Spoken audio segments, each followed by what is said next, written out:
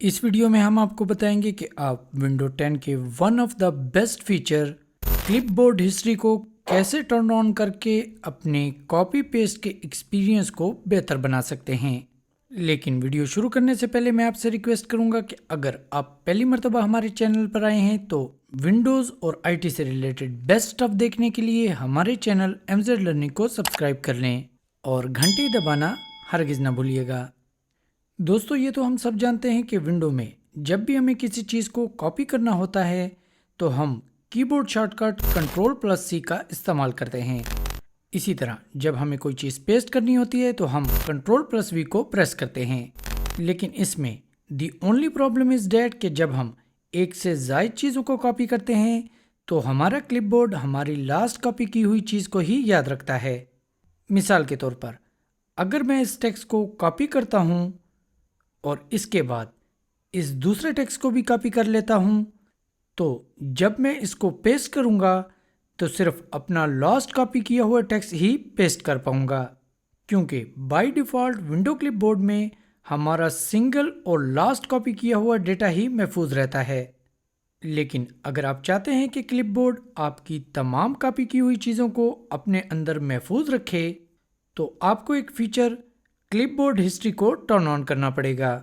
तो विंडो में clipboard history को टर्न ऑन करने के लिए आपने विंडो की सेटिंग में जाना है और फिर सिस्टम पे क्लिक कर देना है। अब इस साइड बार में नीचे की तरफ आकर आपने क्लिपबोर्ड पे क्लिक कर देना है। यहाँ पे आपको 3 ऑप्शन मिलेंगे: clipboard history, sync across devices और क्लियर क्लिपबोर्ड डेटा। आपने क्लिपबोर्ड हिस्ट्री को टर्न ऑन कर देना है। तो चलिए इसको टेस्ट करने के लिए कुछ डेटा को कॉपी करते हैं। तो इसके लिए सबसे पहले तो मैं इस वेब पेज के URL को कॉपी कर लेता हूँ। इसके बाद इस वेबसाइट से इस टेक्स्ट को कॉपी कर लेता हूँ। इसके बाद इस लिंक को भी कॉपी कर लेते हैं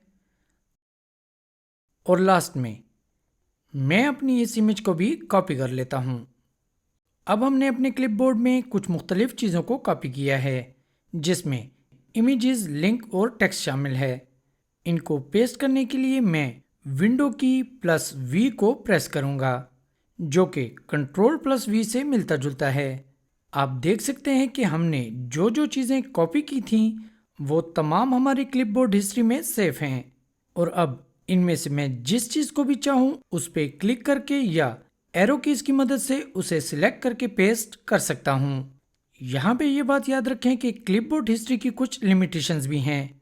एक तो ये 25 से ज़्यादा चीज़ों का रिकॉर्ड अपने अंदर सेव नहीं कर सकती। दूसरा, इसके अंदर आप बहुत ज़्यादा हैवी इमेजेस को भी सेव नहीं कर सकते। और तीसरा, जब आप अपने कंप्यूटर को रीबूट करते हैं तो ये सारी हिस्ट्री ख़त्म हो जाती है, माँ सिवाय एक कंडीशन के। अगर आप इस क्लिपबोर्ड हिस्ट्री में से किसी चीज़ को पिन कर दें तो वो तब तक इरेज या डिलीट नहीं होती जब तक आप उसको खुद ना करें। क्लिपबोर्ड हिस्ट्री में किसी भी चीज़ को पिन करने के लिए आप इन 3 डॉट्स पे क्लिक करें और यहाँ से पिन को सिलेक्ट कर लें।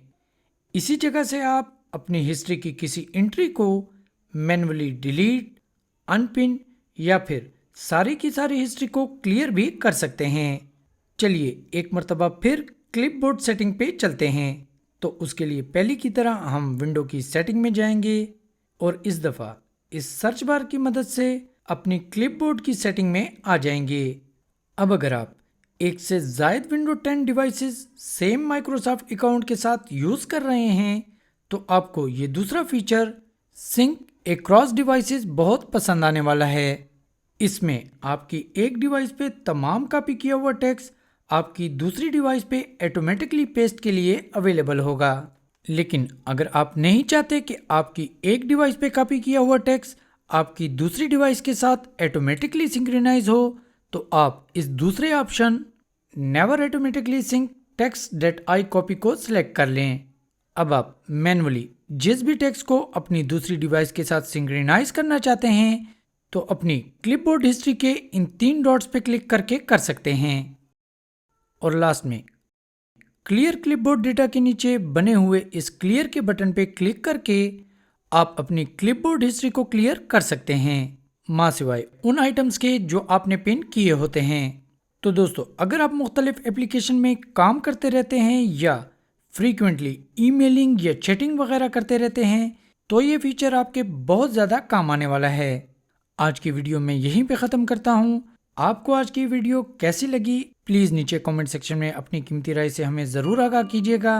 अगर वीडियो अच्छी लगी हो तो please hit the like button and consider to subscribe my channel.